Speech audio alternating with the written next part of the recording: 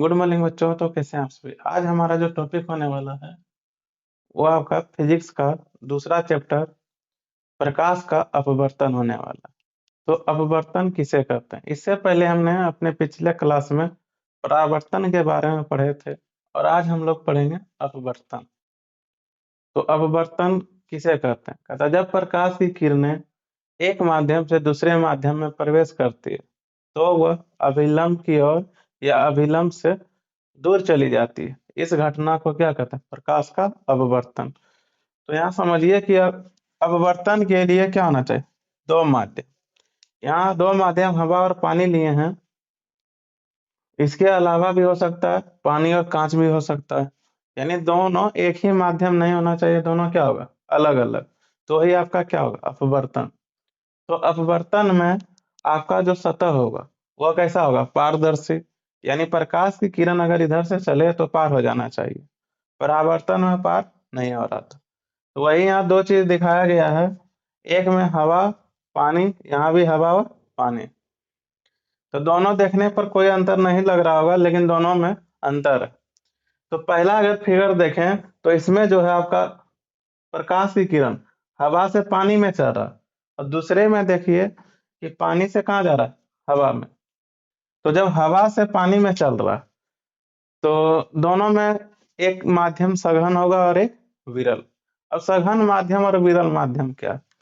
तो सघन माध्यम उस माध्यम को कहेंगे जिसका अपवर्तनांक अधिक हो, उसको क्या कहा जाएगा, सघन। और विरल माध्यम उसको कहेंगे जिसका अपवर्तनांक क्या हो, कम। यानी हम जैसा हवा में चलते, यानी हम लोग जब चल रहे हैं तो यहाँ हमारे चारों ओर क्या, हवा। तो हवा में चलना आसान है, यही अगर हम नदी में चलें तो वहां चलना क्या हो जाएगा, कठिन। तो उसी तरह प्रकाश के लिए भी जो विरल माध्यम है वहां चलना आसान हो जाता है, और जो सघन माध्यम है वहां चलना क्या हो जाता है, कठिन। जब जहाँ कठिन होगा वहां चाल क्या हो जाएगा, कम।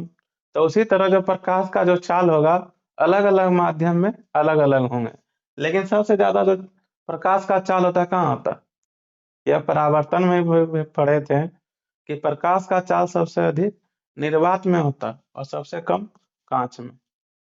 निर्वात में कितना होता है, 3 लाख, और कांच में 2 लाख किलोमीटर। तो यहाँ हम जान रहे हैं अपवर्तनांक, सॉरी अपवर्तन। तो यहाँ देखिए जब हवा से पानी में गया तो जाना किधर चाहिए था, ये अगर सीधा आया तो इधर सीधा जाना चाहिए था, लेकिन किधर चल गया, इधर। और यही जब पानी से हवा में गया तो पानी से क्या जाना चाहिए था, इधर, लेकिन मुड़ गया इस साइड। तो ये आपका जो डॉट डॉट दिया हुआ है वो काल्पनिक है, यानी उधर जाना चाहिए था लेकिन गया नहीं, गया किधर, इधर। इसलिए उसको क्या दर्शाया गया, डॉट डॉट से। और ये आपका हो गया अभिलंब। तो इसमें दो घटना दिख रहा है, जब हवा क्या हो गया, विरल माध्यम, और ये आपका क्या हो गया, सघन। यानी हवा जो आपका हो गया विरल और पानी जो हो गया ये आपका हो गया सघन। तो जब विरल माध्यम से सघन माध्यम में प्रवेश किया तो देख रहे हैं अभिलंब की ओर मोड़ रहा है, लेकिन जब सघन माध्यम से विरल माध्यम में गया तो अभिलंब से क्या हो रहा है, दूर जा रहा है। यानी अभिलंब से दूर जा रहा है। तो वही यहाँ लिखा है कि जब प्रकाश की किरणें विरल माध्यम से सघन माध्यम में जाती है तो अभिलंब की ओर मुड़ जाती है, और जो सघन से विरल में जाएगी तो अभिलंब से दूर हो जाती है। तो वही यहाँ लिखा गया परिभाषा में कि वह घटना जिसमें प्रकाश की किरणें एक माध्यम से दूसरे माध्यम में प्रवेश करे। यानी दोनों माध्यम यहाँ क्या होना चाहिए, अलग अलग। ये नहीं कि हवा में कांच को रखेंगे, जैसे हवा है आपका और यहाँ कांच रखिएगा, कांच अलग माध्यम बन गया, लेकिन सिर्फ हवा रहेगा तो वहां माध्यम अलग नहीं है। तो प्रकाश अगर चलेगा तो कहीं टकरेबे नहीं करेगा, तो उससे माध्यम चेंज नहीं होता। तो अपवर्तनांक की घटना तभी दिखेगा जब दो अलग अलग माध्यम हो। तो जो स्क्रीनशॉट लेना चाहे तो ले सकते हैं, हम आगे बढ़ते हैं। अब जो हमारा नेक्स्ट टॉपिक होने वाला है वो हम जानेंगे कि अपवर्तन का प्रभाव हमारे दैनिक जीवन में कहाँ कहाँ देखने को मिलता है। तो कहाँ कहाँ देखने को मिलेगा, तो एक बार आप इसका स्क्रीनशॉट ले लें। तो करते हैं क्या करके बात, कि जैसे पानी अगर साफ है तो उसमें कोई भी चीज डूबा हुआ है, सिक्का हो या उसका जमीन हो, उभरा हुआ प्रतीत होता है। यह किसके कारण, यहाँ है परावर्तन के कारण।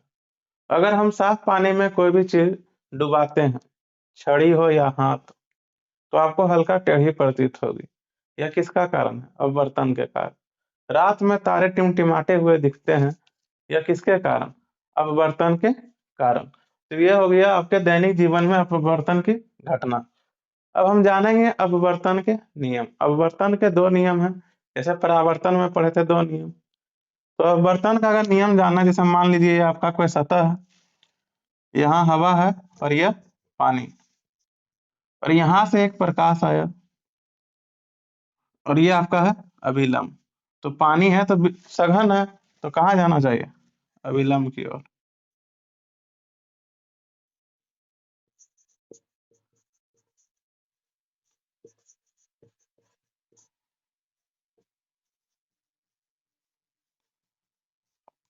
शीत किरण।